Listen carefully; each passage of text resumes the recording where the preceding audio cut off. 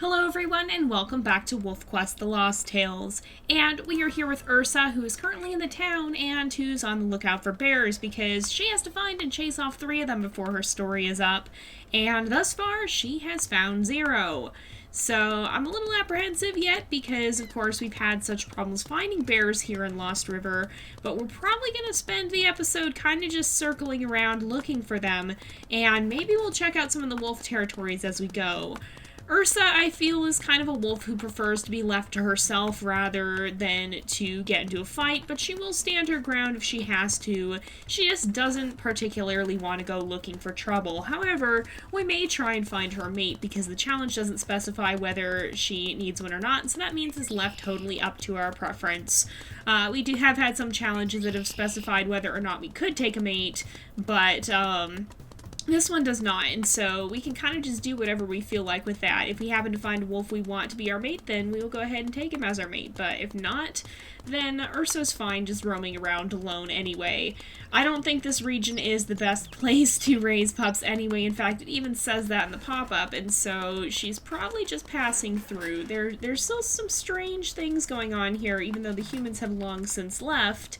And it might make it not the greatest place to raise a family. I don't know why it's so hard to get up that slope either, but we have such a hard time with it. We've gotten stuck there before with other wolves as well.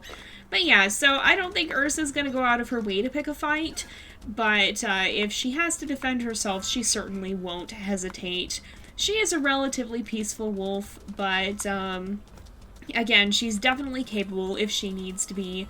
So for now, we're just going to focus on looking around, and hopefully we will bump into a bear. We often find them in the elk hunting ground out here, it seems.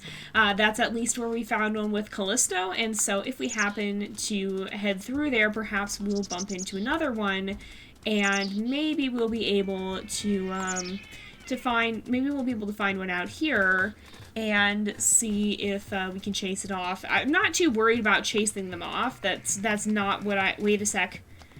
Oh, that's a moose. I was like, what? It's a bull moose. Wow. Okay, so that's another thing that's out here in Lost River quite a bit is moose.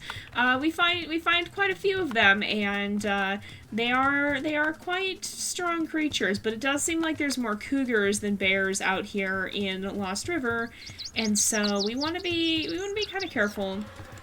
I don't know how likely they are or aren't to spawn, but we certainly haven't seen very many of them in the time that we've spent hanging around in Lost River over the past few chapters of the story. So we will poke around. Oftentimes they seem like they spawn near existing carcasses. So as long as we keep poking around, maybe we'll catch one wandering by. I'm not sure if we will or not, but hopefully we will have the chance to find them before the series draws to its conclusion, or the chapter, rather.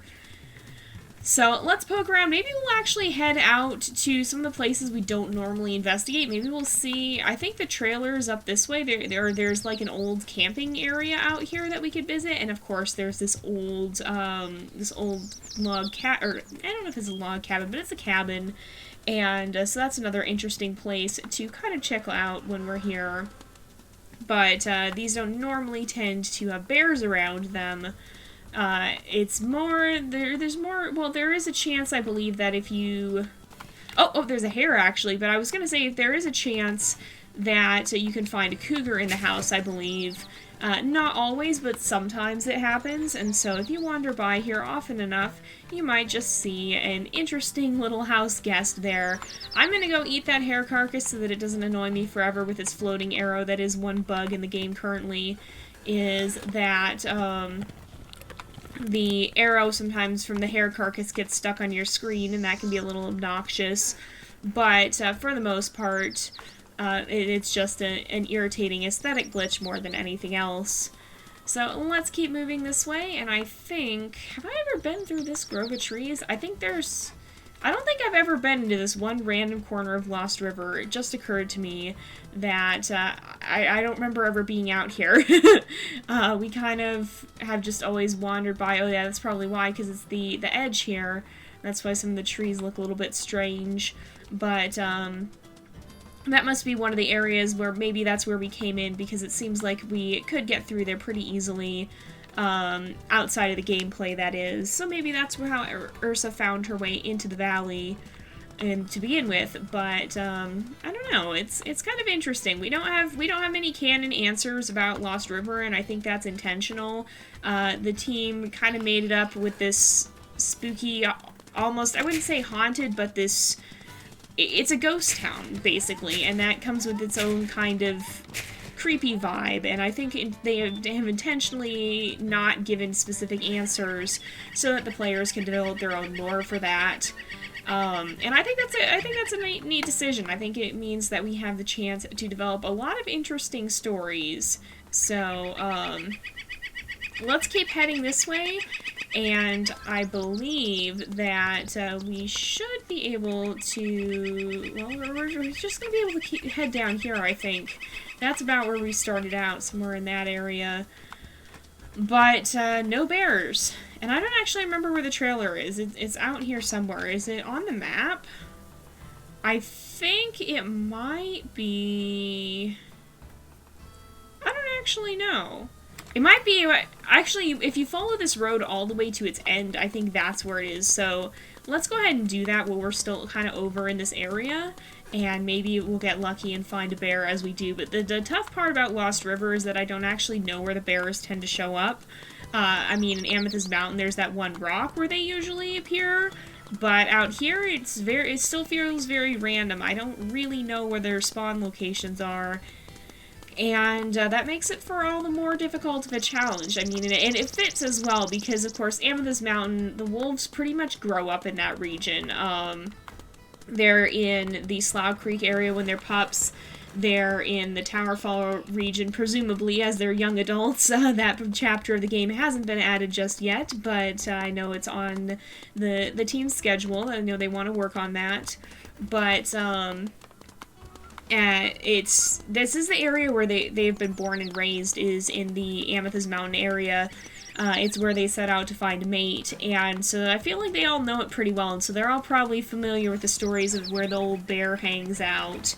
But out here in Lost River, the wolves that come out here probably don't come wandering back, and so when they wander through this area, there have only ever been a few that have come back from Lost River to Yellowstone, mostly because if they're in this area to begin with, they just are heading out on their own, and they're kind of moving away from the park. And so a lot of the wolves that end up out here, they probably wouldn't bring back the stories to Yellowstone, and so the wolves that are coming from Yellowstone wouldn't really know much about the area. So this is pretty cool. It's kind of interesting. It's interesting that there's this old camper out here, and I don't know. I mean, it too looks like it was left in a hurry. Everything here seems like they had to leave pretty fast without taking a lot of their belongings, kind of just getting out of here, and it does make you wonder what sort of disaster occurred. Now, there definitely are some clues to that, especially the facility across the drainage ditch. That's one of the biggest clues to what could have possibly happened here. But again, I don't know that there are canon answers, and I kind of like that we're left to make up our own lore for this place. It means that for each of us, the story behind Lost River can be a little bit different, and whatever fits best with your pack's lore can be the story you choose to go with. So we don't necessarily have the story for ours. We haven't really settled on one particular tale for our backstory for the wolves that have come here. All they really know about the place is that there were humans here at one time, but there aren't anymore, and for whatever reason that may be, it doesn't appear to bother the wolves all that much. They're really not all that perturbed by it, and that can be the case even in the real world, too. I mean, there are wolves living in the Chernobyl disaster site, maybe not right there, but in the woods that were heavily affected by the fallout. Oh, and there's a fox up here, too. But the animals really have kind of just reclaimed the Chernobyl area. Nature has taken back the area where humans once lived, and they're not all that bothered by it. Now, they do experience high radiation levels, and I believe there have been some studies to see how those, how that radiation might be affecting them. But thus far, it seems like the populations of animals out there aren't all that worse or worse. I mean, they're not obviously sick or anything from what I know. And so they do seem to have a higher resilience towards that sort of thing than humans do. So whatever happened here that may not have been safe for humans to be around, even if it was some sort of radioactive disaster, the wolves would probably have a much easier time coming back and living here along with the other animals than humans would. They seem to be a little bit more resistant to that sort of thing. Oh, there's a moose down here again. Wow, we're really finding a lot of moose this time. This is not really what we've set out to hunt. This is a cow moose as well.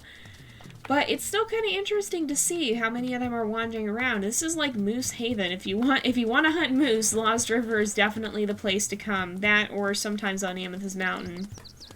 So, and this is running around in the daytime too, you guys. Oftentimes you'll only find moose when you're wandering around at dawn or dusk, because that's a time when they're most active.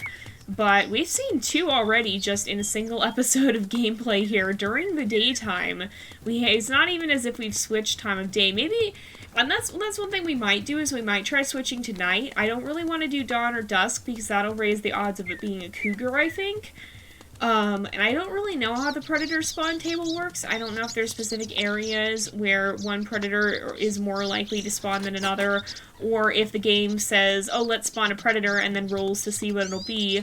But if the latter is what the case is, then I don't want to risk having cougars show up instead of bears, because cougars don't really count towards our they don't count towards our goal here, and so we want to avoid spawning them in if possible.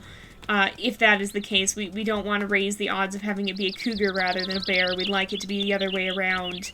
If that... What? What noise did I hear? Was it just us I think it was just Ursa panting, but I thought I heard a strange noise for a second. I was like, is that a moose or a bear, or what is that?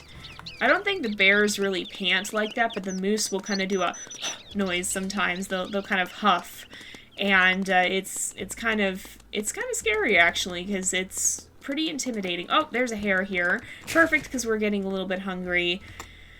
Now, we did last time with Callisto run into a cougar in this area that we tried to chase the elk herd into the cougar, not the other way around, but unfortunately that didn't work so well.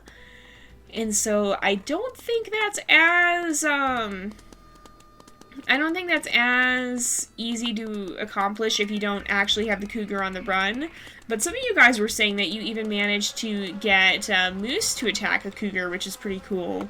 Again, it's one of those situations that's rare enough to occur only sometimes, but if we do get the chance, I will try to take advantage of it, because it's pretty interesting to see what happens. There are some interactions between predator and prey in WolfQuest 2.7, but that's something I definitely hope the dynamic systems of WolfQuest 3 will kind of lend themselves more toward. I mean, even in the beta video that I did, we saw some of the autonomous interactions between stranger wolves and the elk herd, and so hopefully that'll be something we'll get to see a little bit more there, where we can kind of just observe the other wildlife around us as well, where we're not going to be the only active participant in the game world, and in how the world is working. We won't be the only one shaping it, basically.